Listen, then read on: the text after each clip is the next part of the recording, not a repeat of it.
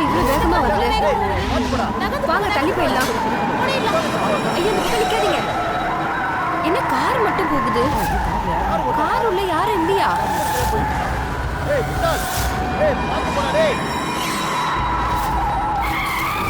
அட இந்த வண்டிக்குள்ள யாருமே இல்லப்பா. என்ன கார்ல யாரும் இல்லையா? வண்டி அந்த மரத்துல மோதிருச்சுப்பா. தனியா போதா? ஏய் வாங்க வாங்க வாங்க யாருன்னு பாப்போம் வாங்க. என்னப்பாச்சு?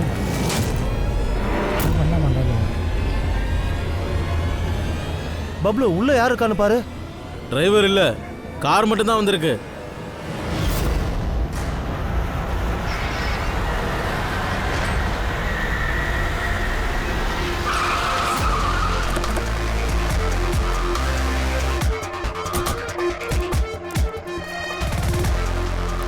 வணக்கம் சார். என்ன விஷயம்? ஆக்சிடென்ட் கேஸில் சிஐடியை நீங்கள் எதுக்காக கூப்பிட்டீங்க? சார் பார்க்கறதுக்கு ஆக்சிடென்ட் மாதிரி தெரியல, அதனால தான் சிஐடி கூப்பிட்டோம். ஏன் அப்படி தோணுது? வாங்க சார், நீங்களே வந்து பாருங்கள். வாங்க.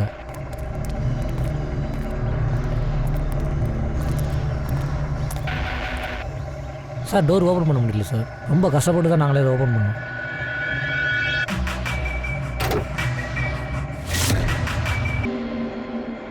நான் பார்த்துக்கிறேன். யார் முதல்ல பார்த்தது? என்னாச்சு சார்? இந்த மாதிரி நாங்கள் எப்போவுமே பார்த்ததில்ல, வண்டியில் டிரைவரே இல்லை சார். வண்டியில் டிரைவர் இல்லாமல் வண்டி தானாக ஓடிச்சா? குழப்பாமல் தெளிவாக சொல்லுங்கள் சார். உண்மையாக தான் சார், வண்டியில் டிரைவரே இல்லை சார். வண்டி ஸ்ட்ரைட்டாகவே மரத்தில் மோதிச்சு சார். அட என்னங்க சொல்கிறீங்க? வண்டிக்குள்ளே டிரைவர் இருக்காரே? இல்ல சார், அப்ப வண்டிக்குள்ள டிரைவர் இல்ல. ஜஸ்ட் மிஸ்ல நான் அந்த வண்டியில மோதாம தப்பிச்சிட்டேன். பாடி கண்டிஷனை வச்சு பார்த்தா வண்டி ரொம்ப ஸ்பீடாக வந்திருக்கும் போல இருக்கு. சார் வண்டி ரொம்ப ஸ்லோவாக தான் சார் போச்சு. அந்த ஸ்லோவாக போனால் யாரும் சாக முடியாது சார். காரில் இருக்கிற ஒவ்வொரு விஷயமும் ஆட்டோமேட்டிக்காக இருக்கு. சேஃப்டி டிவைஸும் கரெக்டாக தான் இருக்கு.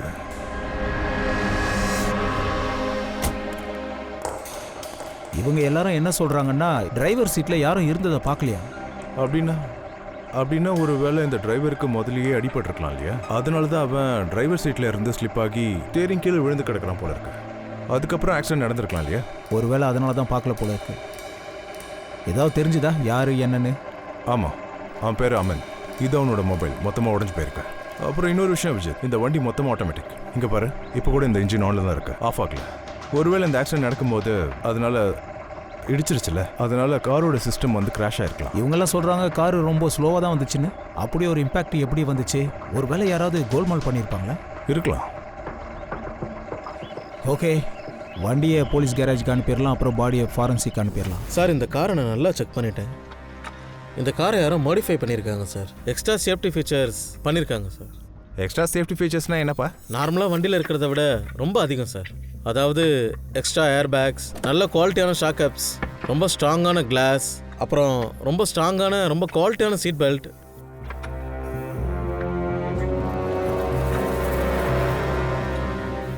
இங்கே பாருங்க, நிக்கோட்டின் பேட்ச்.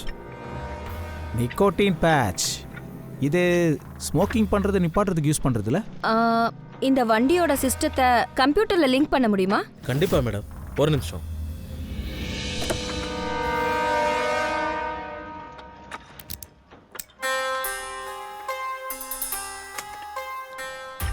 மேடம், யாரோ செட்டிங்ஸை சேஞ்ச் பண்ணிட்டாங்க. இந்த காரோட சாஃப்ட்வேரை யாரோ ஹேக் பண்ணிட்டாங்க. டோரோட கிளாஸ்ல இருந்து ஆரம்பிச்சு பிரேக் வரைக்கும் எல்லாத்தையும் வேற யாரோ கண்ட்ரோல் பண்ணியிருக்காங்க மேடம். அப்போ இது எல்லாத்தையும் வேற ஒருத்தர் கண்ட்ரோல் பண்ணியிருந்தாங்கன்னா அப்போ இந்த ஆக்சிடென்ட்க்கு அப்புறம் அவன் ஏன் என்ஜின் ஆஃப் பண்ணாம இருக்கான்? வண்டி இடிச்சதுல காரோட வயர்லெஸ் சிஸ்டம் டேமேஜ் ஆயிடுச்சு மேடம்.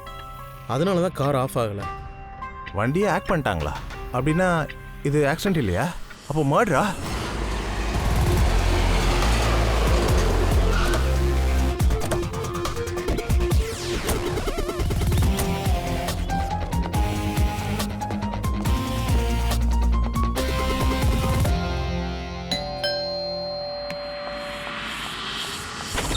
அமித், நீங்க சிஐடி.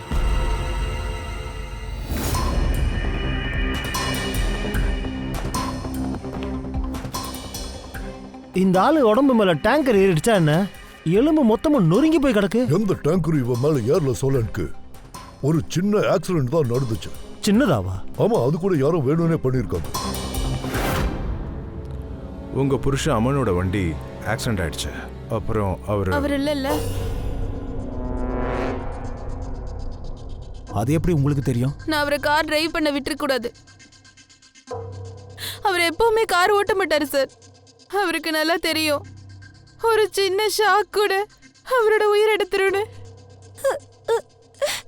ஆனா நீங்க, நான் என்ன கேக்குறேன்னா, சிஐடி எப்படிங்க? ஆமாம், ஆனால் எங்களுக்கு என்ன தோணுச்சுன்னா அவரை யாரையோ கொலை பண்ணியிருக்கணும். என்ன கொலையா? ஆனா அது எப்படி நடந்திருக்கும்? ஆக்சிடென்ட்க்கு முன்னாடி வரைக்கும் அவர் என்கிட்ட தான் பேசிட்டு இருந்தாரு. நாங்க 2 பேருமே போன்ல பேசிட்டு தான் இருந்தோம். திடீர்னு போன் கட் ஆயிருச்சு. அதுக்கப்புறம் நான் ரொம்ப நேரம் ட்ரை பண்ணேன், ஆனா லைன் கிடைக்கல. அப்போதான் எனக்கு புரிஞ்சுது அங்க ஏதோ பிரச்சனைன்னு. அமன் எப்பவுமே தனியா வண்டி ஓட்டிட்டு போய் அவ்வளோ பெரிய ரிஸ்க் எடுக்க முடியாது. அவரு டிரைவ் பண்ணல அப்படின்னா வேற யார் டிரைவ் பண்ணுறது? சார் அது எங்களோட டிரைவர். அது சரி, அந்த டிரைவர் எங்க?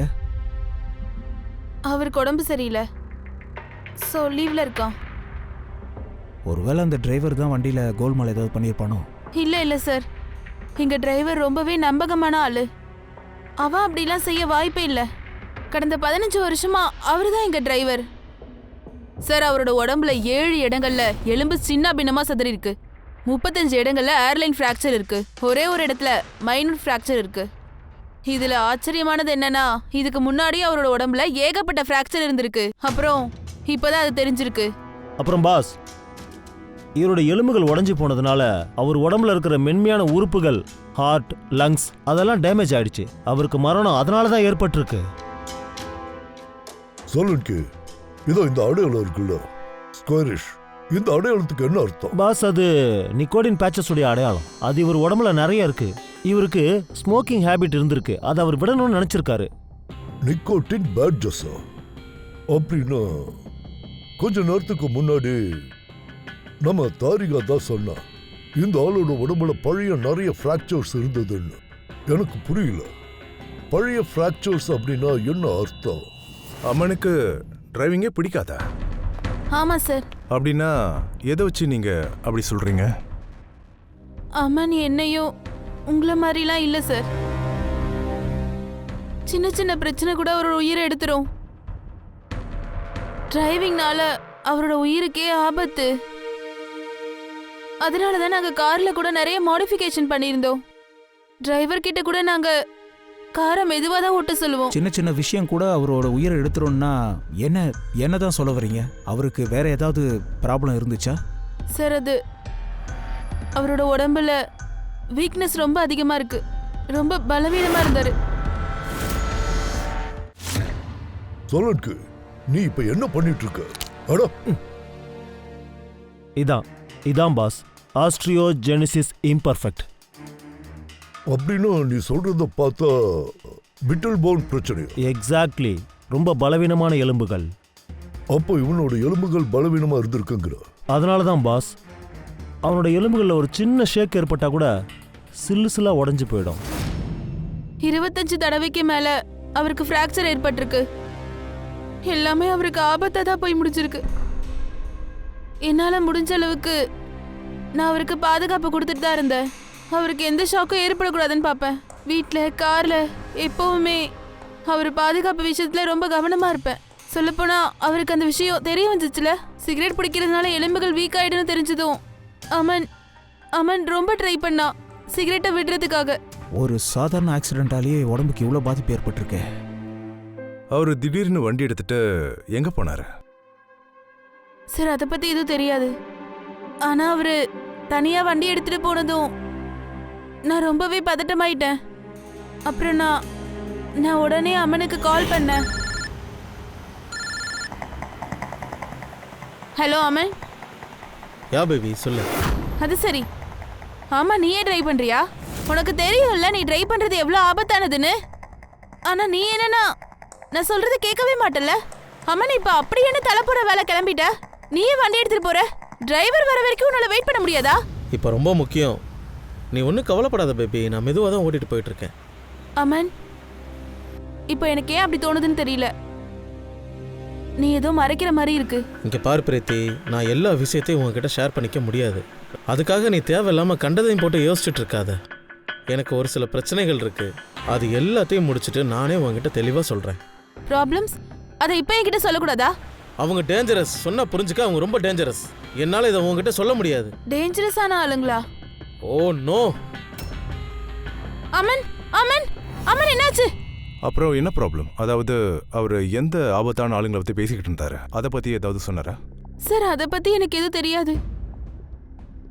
அமனுக்கு யார் கூடயாவது பகை இல்லைன்னா விரோதம் இருக்கா? அதை பத்தி எனக்கு தெரியாது.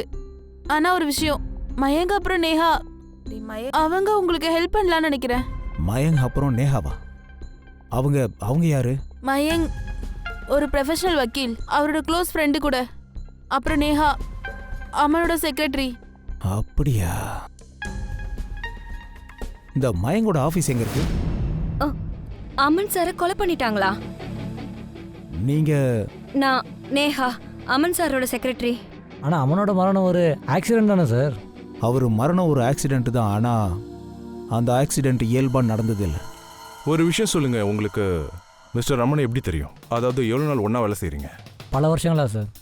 நாங்கள் 2 பேர் சேர்ந்து வேலை செய்கிறது மட்டும் இல்லை, நாங்கள் 2 பேரும் ரொம்ப க்ளோஸ் ஃப்ரெண்ட்ஸும் கூட. அம்மனுக்கு இருக்க வேலையினால் பிஸ்னஸ் எல்லாத்தையும் இப்போது நான் தான் ஹேண்டில் பண்ணிகிட்ருக்கேன். நேஹா மேம், நீங்கள்? சார் நானும் மயன் சாரும் தான் அமன் சாரோட டோட்டல் பிஸ்னஸையும் பார்த்துட்ருக்கோம். அது இருக்கட்டும், என்ன பிஸ்னஸ்? இன்வெஸ்ட்மெண்ட் பண்ணுற பிஸ்னஸ் தான் சார். நாங்கள் வெவ்வேறு கம்பெனியில் பணத்தை இன்வெஸ்ட் பண்ணுவோம். அப்புறம் எங்கள் கம்பெனியில் லாபம் வரும்போது எங்கள் பர்சன்டேஜ் எவ்வளவோ அதை நாங்கள் திரும்ப எடுத்துடுவோம். அந்த மாதிரி நாங்கள் கிட்டத்தட்ட ஒரு 50 கம்பெனிக்கு மேலே இன்வெஸ்ட்மெண்ட் பண்ணியிருக்கோம் சார். எந்த மாதிரி கம்பெனிஸ்லாம் நீங்கள் இன்வெஸ்ட் பண்ணுறீங்க? நாங்கள் எல்லா விதமான கம்பெனிகளும் இன்வெஸ்ட் பண்ணிகிட்ருக்கோம் சார். அதை விட இன்னும் ரொம்ப முக்கியமாக ஃபார்மாசிட்டிக்கல் கம்பெனியில் தான் அதிகமாக இன்வெஸ்ட் பண்ணியிருக்கோம். ஃபார்மா கம்பெனியாக மருந்து மாத்திரை தயார் பண்ணுறது? ஆமாம் சார். அந்த கம்பெனிஸ் எல்லாமே ரொம்ப நஷ்டத்தில் ஓடிட்டு இருந்தது. உங்களுக்கே தெரிஞ்சிருக்கும் அம்மனோட வியாதியை பற்றி. அப்புறம் எங்கள் கம்பெனிஸ் எல்லாமே அந்த வியாதிக்கு மருந்து கண்டுபிடிக்கிறதுக்காக ரொம்ப முயற்சி பண்ணிட்டு இருந்தாங்க. இது அவனோட மிகப்பெரிய கனவும் கூட சார். இங்கே வியாதிக்கான ட்ரீட்மெண்ட் மட்டும் கிடச்சிருச்சுன்னா அப்புறம் யாருக்கும் வர மாதிரி ஒரு நிலைமை வரக்கூடாதுன்னு நினச்சாரு. அதுக்காக தான். ஆனால் சார் அப்புறம் அந்த கம்பெனிலேருந்து லாபமும் கிடைக்க ஆரம்பிச்சது. ஏதாவது பகை இல்லை விரோதம் சண்டை? இல்லை சார், அப்படிலாம் எதுவுமே இல்லை. அப்படி ஏதாவது இருந்திருந்தால் கண்டிப்பாக என்கிட்ட சொல்லியிருப்பார். அவங்களோட ஒய்ஃப் என்ன சொல்கிறாங்கன்னா, அவர் சில நாளாகவே ரொம்ப டென்ஷனாக இருந்தாருன்ட்டு. உங்களுக்கு ஏதாவது தெரியுமா? கொஞ்சம் டென்ஷனாக தான் இருந்தார், ஆனால் என்கிட்ட எதுவும் சொல்லலை. எனக்கு என்ன தோணுதுன்னா வேலையோட ப்ரெஷராக தான் இருக்கும், வேற ஒன்றும் இருக்காது. இப்போ நீங்கள் சொன்னீங்கல்ல ஃபார்மா கம்பெனி நஷ்டத்தில் ஓடிக்கிட்டு இருக்குன்னு, அதில் சிலதில் லாபம் கிடைச்சதுன்னு நீங்கள்? எல்லாருக்கும் இல்லை சார், அதில் ஒரு கம்பெனிக்கு மட்டும் தான் லாபம். எனக்கு அதோட டீட்டெயில்ஸ் வேணும். ஓகே சார், நான் அக்கௌண்ட்டை முதல்ல செக் பண்ணிக்கிறேன். அப்புறம் லாபத்தை தவிர அதாவது உங்களுக்கு வேற ஏதாவது விஷயம், அதாவது வழக்கத்துக்கு மாற ஏதாவது நடந்துச்சா? சொல்லுங்க.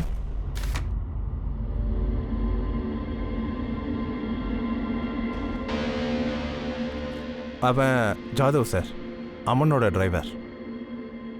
ரொம்ப டென்ஷனாகவே உட்காந்துட்டு இருக்கா. வா போய் பார்க்கலாம்.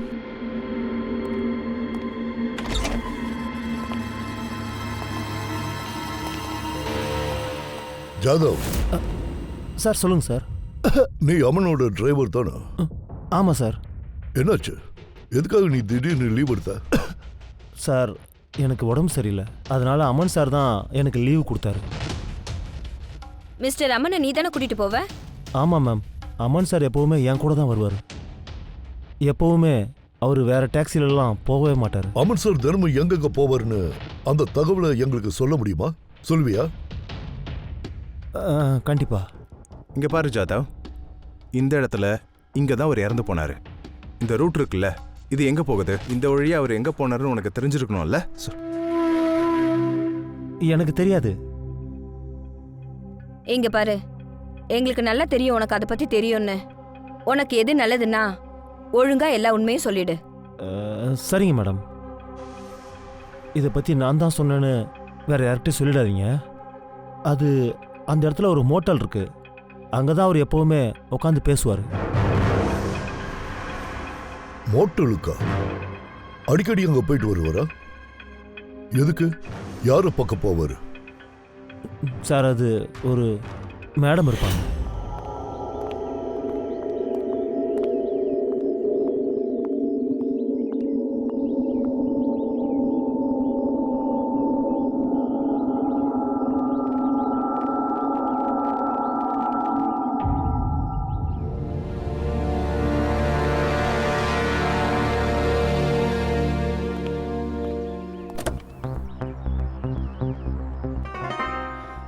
ஜாதவ், நீங்கள் பார்த்த விஷயம் இருக்குல்ல, இதை பற்றி யாருக்கிட்டையும் சொல்லக்கூடாது.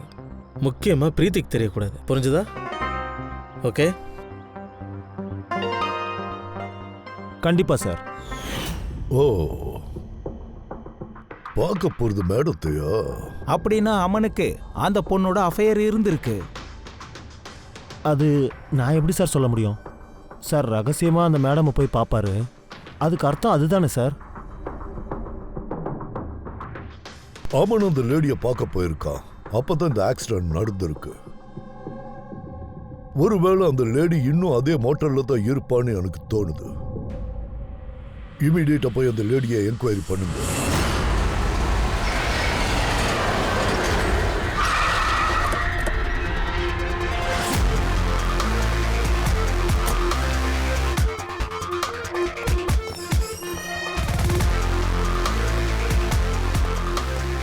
Excuse me. Yes madam, how can I help you? நாங்கள் ஒருத்தரை மீட் பண்ண வந்திருக்கோம். ஆனால் நீங்கள் யாரை பார்க்க வந்திருக்கீங்க? நாங்கள் சிஐடிஸ். இவர் உங்கள் ஹோட்டலுக்கு அடிக்கடி வந்துட்டு போவார்ல? ஆமாம் மேடம். யாரை பார்க்க வருவார்? எங்கள் ஹோட்டலில் ரூம் நம்பர் 305 ஒரு மேடம் தங்கியிருக்காங்க. அவங்கள பார்க்கறதுக்காக தான் இவர் வந்து போவார். 305? Yes sir. இன்னும் கொஞ்ச நேரத்தில் அவங்க செக் அவுட் பண்ண போகிறாங்க. அந்த பொண்ணு நம்ம கையை விட்டு போகவே கூடாது. எந்த பக்கமாக போனோம் சார்? இந்த பக்கம் லெஃப்டில். பங்கஜ், நீ படிக்கட்டு வழியா போ, நாங்கள் 2 பேரும் லிஃப்டில் வரோம்.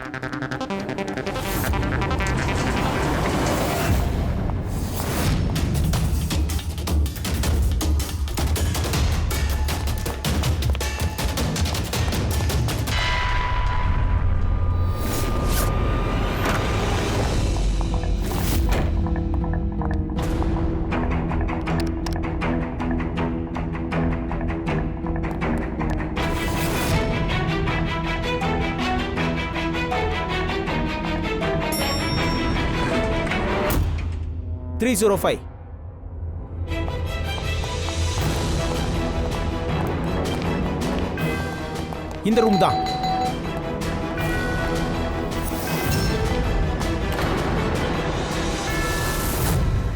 ரோகி? நோ. ஹேய் நில்லு. ஊர்வி. ரோஹி, எனக்கு கொண்டுடாதீங்க ப்ளீஸ். ஹேய் நில்லு. ரோஹி நில்லு. விடாதீங்க, புடிங்க. ரோஹி நில்லு.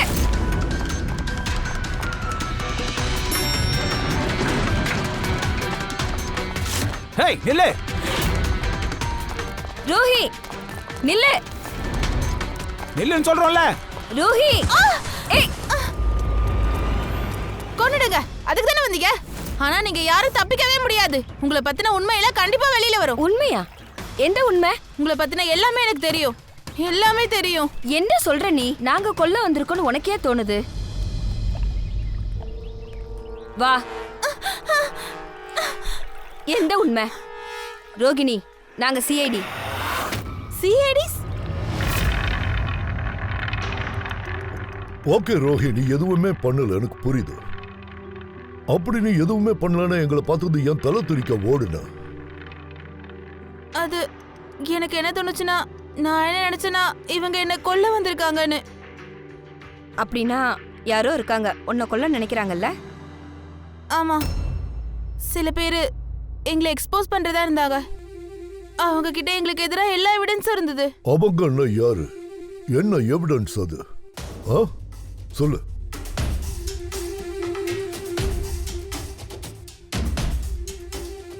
இந்த ஆளு உனக்கு தெரியும்ல? இவர் அமன் தானே? இவர் கூட சேர்ந்து தானே நீ எல்லா வேலையும் பார்த்த? இவர் கூட சேர்ந்து தானே நீ அவங்கள எக்ஸ்போஸ் பண்றதா இருந்த? அதனால தானே அமனோட உயிர் போயிடுச்சு. நான் சொல்றத கேளு. அடுத்தது அவங்களோட டார்கெட் அநேகமா நீயா தான் இருப்ப. அவங்க உன்னை கொன்னுடுவாங்க. நான் சாக விரும்பல சார். அப்ப சொல்லு, அவங்க யாரு? யார் அது? நீ ரகசியத்தை மூடி மறைக்கிறதுனால அவங்க உன்னை விட மாட்டாங்க. சார்,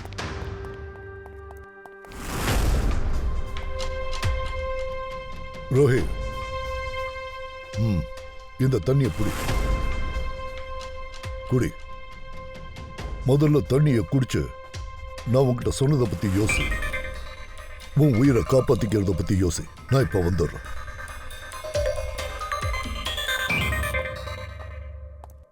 அவ ரொம்ப பதற்றத்துல இருக்கா, பயந்து போயிருக்கா.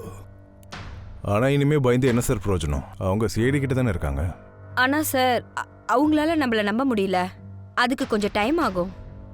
சரி, அந்த அமனோட வக்கீல் இருக்கார்ல மயாங்க், அவர்கிட்ட இருந்து ஏதாவது விஷயம் தெரிஞ்சதா? சார் அமன் நிறைய ஃபார்மா கம்பெனிக்கு பணத்தை இன்வெஸ்ட் பண்ணியிருக்காரு. ஆனால் அது எல்லாமே நஷ்டத்தில் தான் போயிட்டுருக்கு. ஆனால் ஒரே ஒரு கம்பெனி இருக்குது, அதுதான் இப்போதைக்கு ஃபைனலி ப்ராஃபிட்டில் போயிட்டுருக்கு, சிஆர்எம் ஃபார்மாலிட்டிக்கல்ஸ். அப்புறம் சார் இதில் ஆச்சரியமான விஷயம் என்னென்னா, அமன் போன வாரம் தான் இந்த கம்பெனி கூட எத்தனை டீலிங்ஸ் இருந்துச்சோ அத்தனையும் கேன்சல் பண்ணாரு. அதனால மயங்க இதில் ரொம்ப டென்ஷன் ஆயிட்டாரு. அந்த விஷயம் தான் எனக்கு புரியல. ஒரு கம்பெனி லாஸ்ல போயிட்டு இருக்கும்போது அமன் எந்த டீலிங்கையும் கேன்சல் பண்ணல. எப்ப இந்த கம்பெனிக்கு ப்ராஃபிட் வர ஆரம்பிச்சதோ அப்ப எல்லா டீலையும் கேன்சல் பண்ணிருக்காரு. சார் அவர் எந்த விஷயத்தையும் மயாங்க் கிட்ட மறைக்க மாட்டாராம். ஆனால் இந்த விஷயத்தை மட்டும் அவர்கிட்ட சொல்லவே இல்லை. ஆமாம் சார், ஏன்னா மயாங்க் கிட்ட நம்பிக்கை இழந்துட்டார் போல இருக்கு. சரி, கொஞ்சம் என் கூட வாங்க. ரஹி, சிஆர்எம் பார்மசூட்டிகல்ஸோட அமனுக்கு டீல் இருந்துச்சுல்ல, அது கேன்சல் ஆகிறதுக்கு நீ தான் காரணமா? உண்மையை சொல்லு. அவங்க கிட்ட அப்படி ஒரு எந்த காரணமும் இல்லையே. உண்மை என்னன்றது எல்லாத்தையும் சொல்லு. அந்த டீலை எதுக்கு நீ கேன்சல் பண்ணேன்னு? ஏன்னா அவன் என் தம்பியை கொன்னுட்டான். தம்பியை கொன்னுட்டானா?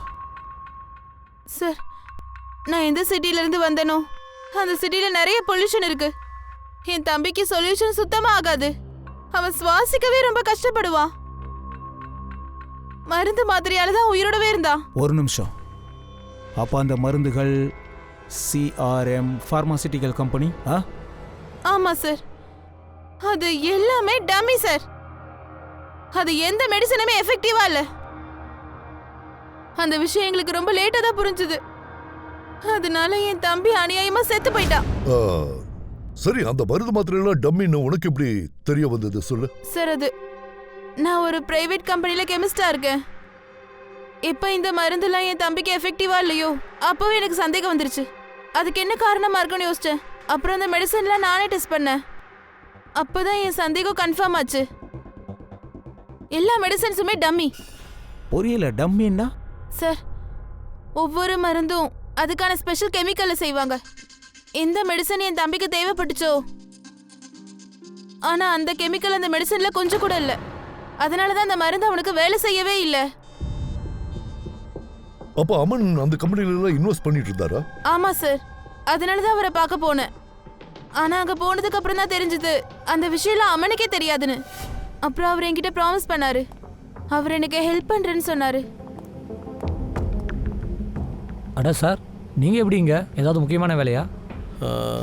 இவங்க வந்து என்னோட அசிஸ்டன்ட் ரூஹி. இவங்களுக்கு மெடிசன்ஸ்லாம் எப்படி செய்கிறீங்கன்னு பார்க்கணுமா? பார்க்கலாம்ல. என்ன சார் இப்படி கேட்குறீங்க?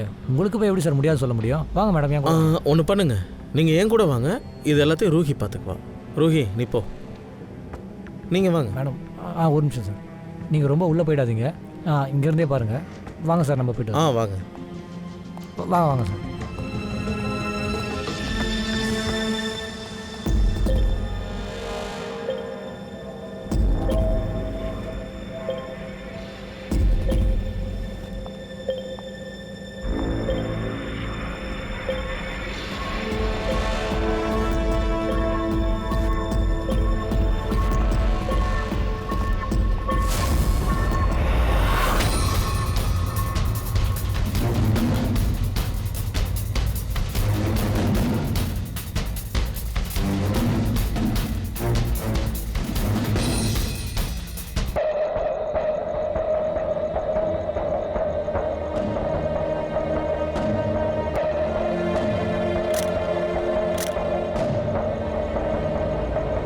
இது அதே கெமிக்கல் தான். ஆனா எதுக்காக இவங்க அதெல்லாத்தையும் வெளியில எடுத்துட்டு போறாங்க? நான் அந்த எவிடன்ஸ்லாம் கலெக்ட் பண்ணேன், எல்லா சாம்பிள்ஸும் டெஸ்ட் பண்ணேன். அப்போ ஒரு விஷயம் கன்ஃபார்ம் ஆயிடுச்சு. இந்த அமனோட மரணத்துக்கும் அந்த சிஆர்எம் பார்மசூட்டிகல்ஸுக்கும் ஏதோ ஒரு சம்பந்தம் இருக்கு. அதை முதல்ல நாம கண்டுபிடிச்சு ஆகணும். பாஸ், அந்த கார் அவ்வளோ பாதுகாப்பாக இருந்தும் கூட இவரோட எலும்புலாம் எப்படி நொறுங்கி போச்சு? அதை கண்டுபிடிச்சிட்டேன். அப்படியா? சார், அமனோட பிளட்ல இருந்து ஒரு வித்தியாசமான கெமிக்கல் கிடைச்சிருக்கு. அதனால எபிலெப்டி ஃபிக்ஸ் வரும், வலிப்பு வரும். மை காட், அவனுக்கு ஏற்கனவே பிட்டில் போன் டிசீஸ் இருந்துச்சுல்ல? அப்படின்னா வலிப்பு வந்தா கீழே விழுந்துருவார்ல, அதனால எலும்பெல்லாம் உடைஞ்சு போகும்ல. அதனாலதான் அவருக்கு மரணம் ஏற்பட்டிருக்கு. ஓ, அப்படின்னா இந்த காரியத்தை செஞ்சவனுக்கு அமனுக்கு லிட்டில் போன் டிசீஸ் இருக்குங்கிற விஷயம் தெரிஞ்சிருக்கு. அதனால ரொம்ப பக்காவா பிளான் பண்ணி அவன் அமனை போட்டு தள்ளியிருக்கான். முதல்ல அவன் அமனோட வண்டி கம்ப்யூட்டரை ஹேக் பண்ணியிருக்கான். அதுக்கப்புறம் அவனுக்கு ஆக்சிடென்ட்டுக்கு முன்னாடி கெமிக்கல் இன்ஜெக்ஷனை போட்டிருக்கான். அதனால அவனுக்கு சிவியரா வலிப்பு ஏற்பட்டிருக்கு. அதனால அவன் ரொம்ப துடிச்சிருக்கான். அவனுக்கு தெரிஞ்சிருக்க அவன் எந்த வகையிலையும் தப்பிக்க முடியாதுன்னு. அப்படி வலிப்பு வந்துச்சுன்னா அவன் கீழே விழுந்துடும், எலும்பெல்லாம் நொறுங்கிடும், அவன் செத்து போயிடுவான்னு அவனுக்கு நல்லா தெரிஞ்சிருக்கு. ஒருவேளை அவன் தப்பிச்சா கூட கார் ஆக்சிடென்ட்ல நிச்சயமா அவன் செத்து போயிடுவான்னு தெரியும். சரி சொல்லுங்க, அந்த ஃபிக்ஸ் ஏற்படுத்தக்கூடிய ட்ரக்ஸ் இருக்குல்ல, அது எவ்வளவு நேரத்துக்கு ஒர்க் ஆகும்? பாஸ், சில மணி நேரம் வரைக்கும் இருக்கும். அப்படின்னா இந்த ட்ரக் அவனுக்கு ஆக்சிடென்ட் நடக்கிறதுக்கு ரொம்ப நேரத்துக்கு முன்னாடியே கொடுத்துருக்கணும், ரைட்? சார், ஒருவேளை இப்படி நடந்திருக்குமோ? ஒருவேளை அவன் தூக்கத்தில் இருக்கும் போதே இன்ஜெக்ஷன் போட்டிருப்பாங்களோ? அதுக்கும் கூட வாய்ப்பு இருக்கு. பாஸ் ஒரு வேலை செய்யலாம். இந்த அமனுடைய பாடியை ஃபுல் அண்ட் ஃபுல் ஒரு தடவை செக் பண்ணிடுறேன். எங்கேயாவது இன்ஜெக்ஷன் மார்க் இருக்கான்னு பார்க்குறேன். தாரிகா? Yes sir. சரி சொல்லுங்க, சிஆர்எம் கம்பெனியோட டம்மி மாத்திரைகளை பத்தி அதாவது தெரிஞ்சதா? பாஸ், அந்த டம்மி மெடிசன்ல எம்ஃபட்டின் கிடையாது. ஓ, அப்படின்னா ரோஹி சொன்னது எல்லாம் உண்மைதான். சார், இது ஒரு சில கெமிக்கல்ஸோட லிஸ்ட். சிஆர்எம் கம்பெனி போன மாசம் இதை வாங்கியிருக்காங்க. மை காட் பாஸ், இதுல அந்த கெமிக்கல் அதிக அளவுல சிஆர்எம் மெடிசன்ல கண்டிப்பா இருந்திருக்கணும். 500 கேலன்ஸ். 500 கேலன்ஸ். இது பெரிய பிரச்சனையா தான் இருக்கும் போல இருக்கு. அது மட்டும் தெளிவா தெரியுது. பங்கஜ், அபிஜித் தயா கிட்ட சொல்லு, சிஆர்எம் கம்பெனிக்கு போய் அங்கிருந்து எனக்கு கால் பண்ண சொல்லு. அப்புறம் ஃப்ரெண்டு, நீயும் பூர்வியும் அவனோட வீட்டுக்கு போய் கொஞ்சம் விசாரிச்சு பாருங்க. ஆக்சிடென்ட் ஆன அன்னைக்கு அவனை சந்திக்க யார் யார் வந்தாங்கிறத கேளு. இன்ஜெக்ஷனா? சார், அமனுக்கு இன்ஜெக்ஷனாலே பயம். அதுக்கெல்லாம் வாய்ப்பே இல்லை. அதுவும் தனக்கு தானே போட்டுக்கவே மாட்டாரு. தனக்கு தானே போட்டுக்கலன்னா அப்போ ஏதாவது ஒரு டாக்டர் கிட்ட சொல்லி போட்டுருக்கலாம்ல? இல்ல சார், அம்மன் இன்ஜெக்ஷன்ற பெயரை கேட்டாலே ஓடிடுவாரு. அப்புறம் அவர் ஹெல்த் நார்மலா தான் இருந்துச்சு. ஒருவேளை ஏதாவது ப்ராப்ளம் இருந்திருந்தா கண்டிப்பா என்கிட்ட சொல்லியிருப்பாரு. வேற யார்கிட்டயும் சொல்லி போடலனா தனக்கு தானேயும் போடல. அப்ப அந்த கெமிக்கல் எப்படி அவர் பிளட்ல வந்துச்சு? நீங்க ஒரு விஷயம் சொல்ல முடியுமா? வீட்ல இருந்து கிளம்புறதுக்கு முன்னாடி அம்மன் யார் யாரை பார்த்தாரு? மயங்க அப்புறம் நேஹா தான் மீட் பண்ண வந்தாங்க. அப்புறமா ஒரு ஆள் வந்திருந்தான், ஜஷ்வந்த். ஜஸ்வந்தா? இந்த ஜஸ்வந்த் யாரு? இந்த ஜஷ்வந்த் சிஆர்எம் கம்பெனியோட சிஇஓ. அமன் அவரோட கம்பெனியில பணம் இன்வெஸ்ட் பண்ணியிருந்தாரு.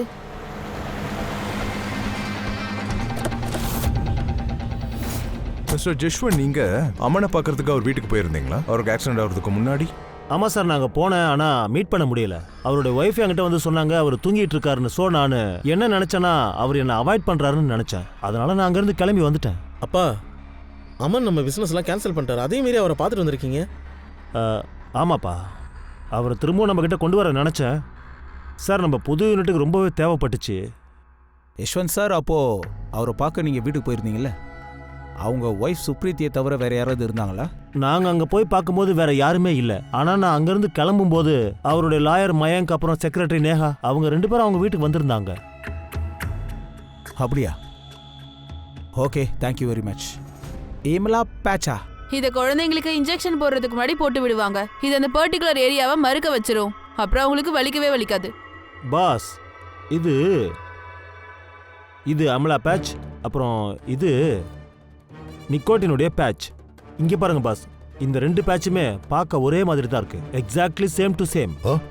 கொலகாரன் நிக்கோட்டின் பேட்ச் இருக்க வேண்டிய இடத்துல அதை மாத்திட்டு இதை வச்சிருக்கான். இவர் கையில ஒட்டியிருக்கான். கையோட ஒரு பகுதியை மரத்து போக வச்சிருக்கான். அதுக்கப்புறம் ஃபிட்ஸை உண்டு பண்ற அந்த இன்ஜெக்ஷனை இங்க போட்டிருக்கான்.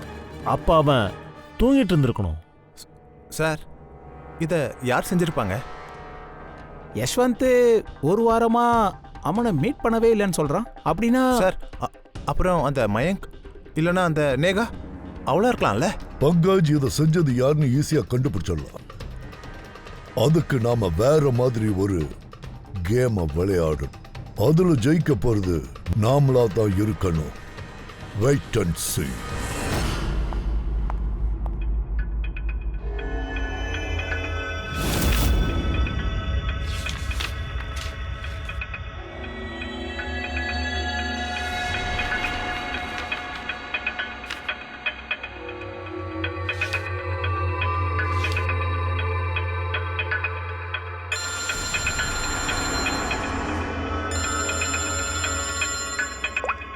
ஹலோ. நான் அனுப்புன கொரியர் உனக்கு வந்து சேர்ந்திருக்கும்னு நினைக்கிறேன். யார் நீ? எனக்கு எதுக்கு இதெல்லாம் அனுப்பிச்சு வச்சிருக்க? நீங்க 2 பேரும் சேர்ந்து அம்மனை கொன்னுட்டீங்க. ஆனா உங்களால என்ன கண்டுபிடிக்கவே முடியாது. அப்படி நீங்க விரும்பினா நான் உங்க ரகசியத்தை வெளியில சொல்லக்கூடாதுன்னா அப்ப நீங்க 5 கோடி ரூபாய் எனக்கு தரணும். என்ன உளற நீ? எனக்கு அதை பத்திலாம் ஒன்றும் தெரியாது. அப்புறம் இந்த போட்டோகிராஃப்லாம் போலீஸ் கிட்ட போய் சேர்ந்துருச்சுன்னா அப்புறம் உங்களுக்கு எல்லாம் தெரிஞ்சிடும். நான் என்ன சொன்னேன், நீ என்ன சொன்னேன்னு. இங்கே பாரு ஒரு நிமிஷம், நான் அதுக்கு ஏதாவது ஏற்பாடு பண்ணுறேன். எனக்கு கொஞ்சம் டைம் கொடு. ஓகே, அப்புறம் நான் 2 நாள் டைம் தரேன். அதுதான் டெட்லைன்.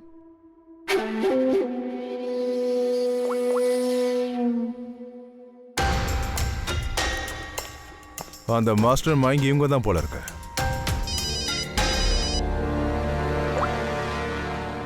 ஹலோ அபிஜித் சார், நான் மயங்க் பேசுகிறேன் சார். எனக்கு ஒரு கொரியர் வந்திருக்கு. எனக்கு இப்போ ஒரு பொண்ணு கால் பண்ணா சார். அவள் என்கிட்ட 5 கோடி ரூபாய் கேட்டிருக்கா சார். அதுக்காக தான் உங்களுக்கு உடனே இன்ஃபார்ம் பண்ண கால் பண்ணேன். ஓகே நல்ல விஷயம் பண்ணியிருக்கீங்க. நான் பார்த்துக்கிறேன். தேங்க்யூ. Thank you sir. மயங்கோட ஃபோன் தான். ஓ, அந்த கொரியர் அப்புறம் ரோஹியை பற்றியும் சொன்னான். இன்னொரு விஷயமும் சொன்னான். அவன் வேணும்னே டைம் கேட்டிருக்கான். இவளை ட்ரேஸ் பண்ண நினச்சிருக்கான். அப்படின்னு அந்த விஷயத்துல கூட இன்னொரு ஆளும் இருக்காங்க.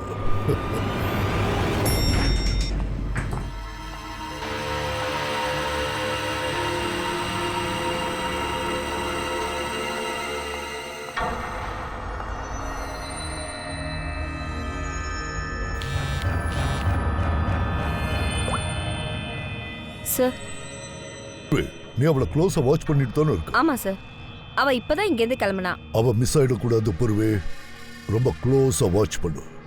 எக்காரணத்தை கொண்டு அவ எஸ்கேப் ஆயிடக்கூடாது, ஞாபகம் வச்சுக்க. அந்த நேஹா தான் நம்மள குற்றவாளி கிட்ட கொண்டு போய் சேர்க்க போறா. சார்.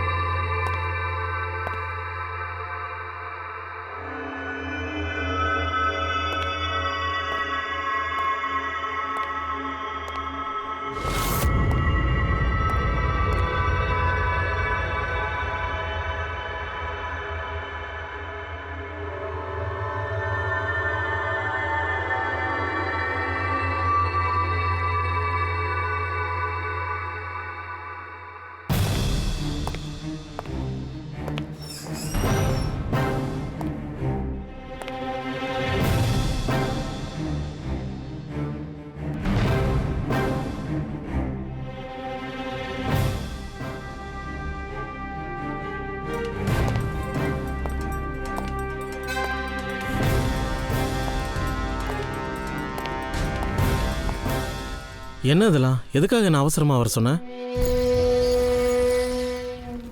என்னது இதெல்லாம்? என்னதுன்னு பாரு. நீ தானே சொன்ன எதுவும் தெரிய வராதுன்னு. அப்போ நம்மள பத்தின விஷயம் அந்த பொண்ணுக்கு எப்படி தெரிய வந்துச்சு? டோன்ட் வரி பேபி, எல்லாம் நான் பார்த்துக்கிறேன். நான் தான் இருக்கேன்ல. எப்படி அந்த அமரை போட்டு தள்ளணும் அதே மாதிரி அந்த பொண்ணையும் நான் போட்டு தள்ளிடுறேன். நீ ஒன்றும் டென்ஷன் ஆகாத பேபி. ஓகே?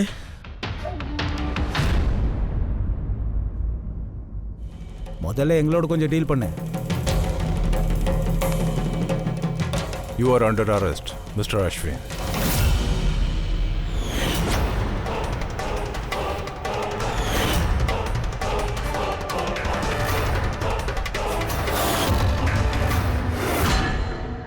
அஸ்வின் கிட்ட ஒரு ரீசன் இருக்கு. ஆனா நீ ஏன் உன் பாச கொன்ன? நாங்க 2 பேரும் ஒருத்தர் ஒருத்தர் விரும்புறோம். அப்பதான் எனக்கு தெரிய வந்துச்சு அமன் சிஆர்எம் பார்மசிட்டிக்கல் கம்பெனியை விசாரிச்சிட்டு இருக்காருன்னு. ஸோ நான் அந்த விஷயத்த அமன் கிட்ட சொன்னேன். செஞ்ச தப்ப எல்லாத்தையும் மூடி மறைக்க சொன்னேன். ஆனா அவன் அமனையே போட்டு தள்ளிட்டான். என்ன அஸ்வின்? எனக்கு தெரியும் சார். அமனுக்கு சொல்லி புரிய வச்சு எந்த பிரயோஜனம் இல்லைன்னு தெரியும். அவன் எங்களை ஜெயிலுக்கு அனுப்பிடுவான்னு தெரிஞ்சு போச்சு. நீ என் தம்பியை கொன்னுட்ட, அவனையும் கொலை பண்ணிட்ட. இன்னும் நீ எத்தனை அப்பாவிகளோட உயிரை எடுத்திருக்கணும் தெரியல உன்னோட அந்த டம்மி மெடிசன்னால. சார், பிஸ்னஸ் மொத்தமும் லாஸ் ஆயிடுச்சு. நஷ்டம் மேலே நஷ்டம் வந்துக்கிட்டே இருந்தது. எங்கள் அப்பா ஒத்துக்கலை. அதனால தான் அவர்கிட்ட சொல்லாமல் நான் கெமிக்கல்ஸை நார்த் இந்தியன் பிளான்ட்டுக்கு அனுப்பி விற்க ஆரம்பித்தேன். அதை வச்சு அவங்க போதை மாத்திரை ரெடி பண்ணாங்க. நல்ல ப்ராஃபிட் வந்துட்டு இருந்தது. அப்போ தான் அமன் வந்து எல்லாத்தையும் தலைகளாக புரட்டி போட்டான். உன்னோட சுயநலத்துக்காக மருந்துக்கு பதிலாக இந்த விஷத்தை பண்ண ஆரம்பிச்சிட்டல? எனக்கு கம்பெனியோட நிலவரம் நல்லா தெரியும். அப்புறம் நான் தான் அமன் சாரை அஸ்வினுக்கு இன்ட்ரடியூஸ் பண்ணி வச்சேன். அப்பதான் அவரு கம்பெனில இன்வெஸ்ட்மெண்ட் பண்ணிட்டு கம்பெனியை காப்பாத்துவாருன்னு நினைச்சேன். அப்புறம் அம்மன் அவர் உங்ககிட்ட இருந்து தப்ப முடியலல்ல? இது எல்லாமே நான் என் காதலுக்காக தான் செஞ்சேன். என்ன தவிர இந்த வேலையை வேற யாராலையும் செய்ய முடியாதுன்னு எனக்கு தெரியும். ஏன்னா நிக்கோட்டின் பேட்சை என்கிட்ட தான் வாங்குவாரு.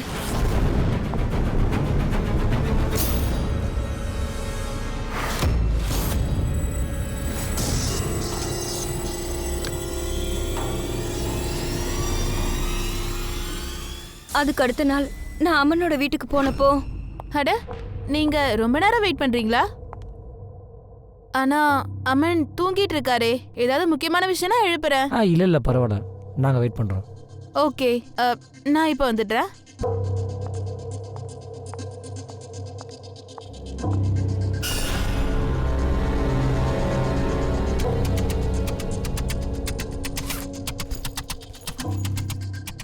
மயங்க், நான் வாஷ்ரூம் போயிட்டு வந்துடுவா.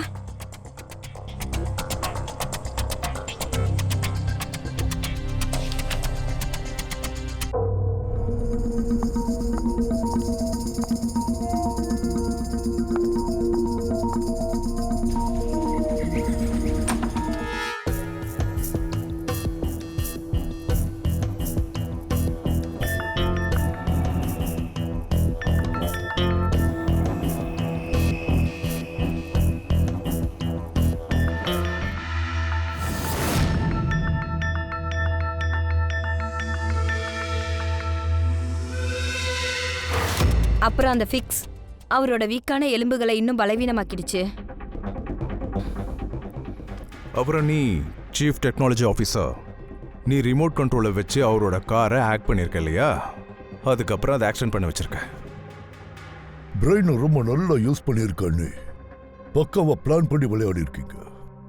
ஒருவேளை உங்களோட இந்த புத்தியை ஏதாவது நல்ல விஷயத்துக்கு பயன்படுத்தி இருந்தா நாட்டுக்கும் மக்களுக்கும் நல்ல விஷயங்கள் நடந்திருக்கும், இந்த சொசைட்டியும் நல்லா இருந்திருக்கும். ஆனா அப்படி இல்லையே. உங்களோட விபரீதமான தாட்ஸ்னால 2 அப்பாவிகளோட உயிர் எடுத்திருக்கீங்க. நீங்க பண்ண இந்த டூப்ளிகேட் மெடிசனால எத்தனை ஜனங்களோட உயிர் போச்சோ யாருக்கு தெரியும். உங்களை மாதிரி ஆளுங்களுக்கெல்லாம் தண்டனை கொடூரமா இருக்கணும். இனி ஒருத்தர் இந்த தப்பை நினைச்சு கூட பார்க்க கூடாது.